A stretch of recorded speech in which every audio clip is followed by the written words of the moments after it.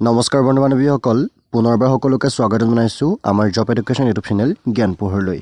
বন্ধু বান্ধৱীসকল পুনৰ আজি আপোনালোকৰ বাবে এই ভিডিঅ'টিত 2024 চনৰ ফালৰ পৰা মুকলি হৈ থকা অসম চৰকাৰৰ অংগনবাড়ীৰ ফালৰ যি চাকৰি তাৰ খবৰ এই ভিডিঅ'ত দিবলৈ লৈ আহিছোঁ হয় বন্ধু বান্ধৱীসকল অসম চৰকাৰৰ অংগনবাড়ীৰ ফালৰ পৰা পুনৰ কৰ্মী আৰু সহায়িকাৰ পদ মুকলি হৈছে যিখিনি পদৰ কাৰণে আপোনালোক দিব গতিকে বন্ধু বান্ধৱীসকলে যদি আবেদন কৰিব বিচাৰিছে তেন্তে আপোনালোকে ভিডিঅ'টো শেষলৈকে চাই থাকিব লগতে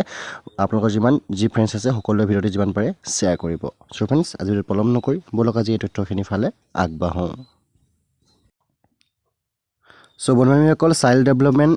আসাম ৰিক্ৰুটমেণ্টৰ ফালৰ পৰা অংগনবাড়ীত যি 2024 ভেকেঞ্চি হয় তাতে আপোনালোকে প্ৰথমটো পোষ্ট মুকলি হৈছে অংগনবাড়ীৰ ৱৰ্কাৰ য'ত আপোনালোকৰ টোটেল পোষ্ট মুকলি হৈছে ইয়াতে এটা মুকলি হৈছে আৰু এই এটা পোষ্টৰ কাৰণে যদি আপোনালোকে আবেদন কৰিব বিচাৰে তেন্তে আপোনালোকৰ শিক্ষাগত অৰ্হতা লাগিব 12 পাছ গতিকে যিসকল বন্ধু বান্ধৱী ইয়াতে 12 পাছ তেওঁলোকে এই পোষ্টখিনিৰ কাৰণে আবেদন কৰিব পাৰিব আৰু যদি পাৰ্টিকুলাৰ এৰিয়া হিচাপে যদি আপোনালোকে 12 পাছ নহয় তেতিয়া আপোনালোকে 10 আৰু AHM পাছ কৰিলেও এপ্লাই কৰিব পাৰিব অৰ্থাৎ আনাদাৰ যদি প্লেছ হয় আপোনালোকে তেন্তে 12 পাছ কৰাটো পুৰা কম্পালসৰি হ'ব কিন্তু যদি পাৰ্টিকুলাৰ এৰিয়া যদি আপোনালোক কেণ্ডিডেট হয় তেন্তে আপোনালোকে 12 পাছ নহ'লেও আপোনালোকে SSLC বা AHM পাছ কৰিলেও এপ্লাই কৰিব পাৰিব আৰু ইয়াতে আপোনালোকৰ দৰমহা পাব প্ৰতি মাহে 4500 টকাকৈ নেক্সট বন্ধু বান্ধৱীসকল যিটো আপোনালোকৰ পোষ্ট মুকলি হৈছে অংগনবাড়ীৰ হেল্পাৰ অৰ্থাৎ অংগনবাড়ীৰ সহায়িকাৰ যিটো পোষ্ট হয় তাতে আপোনালোকৰ টোটেল 9টা পোষ্ট মুকলি হৈছে আৰু এই পোষ্টটোৰ কাৰণে আপোনালোকে মাষ্ট বি আপোনালোকে SSLC বা AHM পাছ কৰিব লাগিব পাৰ্টিকুলাৰ এৰিয়াৰ ফালৰ পৰা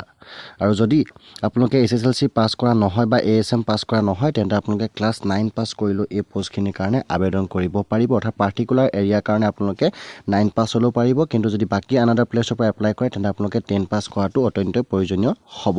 আৰু ইয়াতে আপোনালোকে দৰমহা পাব প্ৰতি মাহে 2250 টকাকৈ দেখা পাইছে পাৰ মান্থ আপোনালোকে ৰেমুনেৰেশ্যনটো পাব 2250 ৰুপিজ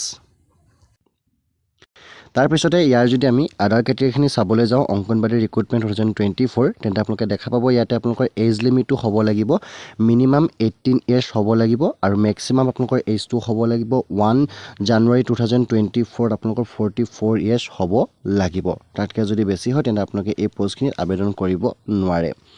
ৰেচিডেন্সিপ হিচাপে আপোনালোকে অংগনবাড়ী ৱৰ্কাৰ বা অংগনবাড়ী হেল্পাৰ ফালৰ পৰা আপোনালোকে পাৰ্মানেণ্ট ৰেচিডেণ্ট হ'ব লাগিব অংগনবাড়ী চেণ্টাৰ ছাৰ্ভে এৰিয়া কৰিবৰ কাৰণে গতিকে তাৰ অংগনবাড়ী চেণ্টাৰ ইজ লোকেটেড য'ত থাকিব লাগিব তেতিয়া আপোনালোকে এই পোষ্টখিনিৰ কাৰণে আবেদন কৰিব পাৰিব তাৰপিছতে আপোনালোকে ৰেচিডেণ্ট প্ৰুফ হিচাপে আপোনালোকে নিজৰ গাঁওবুঢ়া বা ৱাৰ্ড মেম্বাৰ যিটো প্ৰেচিডেণ্ট থাকিব তাৰ আপোনালোকে এখন কেণ্ডিডেট পোষ্ট চাৰ্টিফিকেট এটা দিব লাগিব সো এই পোষ্টখিনিৰ কাৰণে যদি আপোনালোকে আবেদন কৰিব বিচাৰে তেন্তে আবেদন কৰিবৰ কাৰণে আপোনালোকে আমাৰ ডেছক্ৰিপশ্যন চেক কৰিব তাতে এটা লিংক পাব য'ত আপোনালোকে নিজৰ ডকুমেণ্টবিলাক ল'ব লাগিব যেনে passport size photo 2 copy age proof certificate education qualification certificate and marksheet address proof হিচাপে আপোনালোকে দিব লাগিব Aadhaar card caste certificate if applicable disability certificate if applicable and experience certificate আপোনালোকে ইয়াতে দিব লাগিব আৰু আবেদনটো আপোনালোকৰ যিটো ষ্টাৰ্ট হৈ আছে সেই ষ্টাৰ্ট ডেটটো আপোনালোকৰ আছে লাষ্ট থাকিব আপোনালোকৰ 29 ফেব্ৰুৱাৰী 2024 ইয়াতে আপোনালোকৰ ষ্টাৰ্ট ডেটটো উল্লেখ কৰা নাই বৰ্তমান সময়লৈ কিন্তু আপোনালোকে 29 ফেব্ৰুৱাৰী আগত যদি যায় যিডোখৰ প্লেচ আছে তাতে আপোনালোকে যাব লাগিব তাতে গৈ আপোনালোকে আবেদন কৰিব যিটো আপোনালোকৰ আছে the file of application will be received in the office of the child development project officer Itakhuli Tinsukia in all working days 29 February 2024 11 AM to 3 PM ভিতৰত আপোনালোকে গৈ ইয়াতে আপোনালোকে জমা দিব লাগিব কাৰণ এই পোষ্টখিনি আপোনালোকৰ মুকলি হৈ আছে Itakhuli Tinsukia office of the child development project অফিচাৰৰ ফালৰ পৰা গতিকে আপোনালোকে এই 10টা অংগনবাড়ী ৱৰ্কাৰ এটা পোষ্ট আৰু অংগনবাড়ী হেল্পাৰৰ 9টা পোষ্টৰ কাৰণে আপোনালোকে আবেদন কৰিব পাৰিব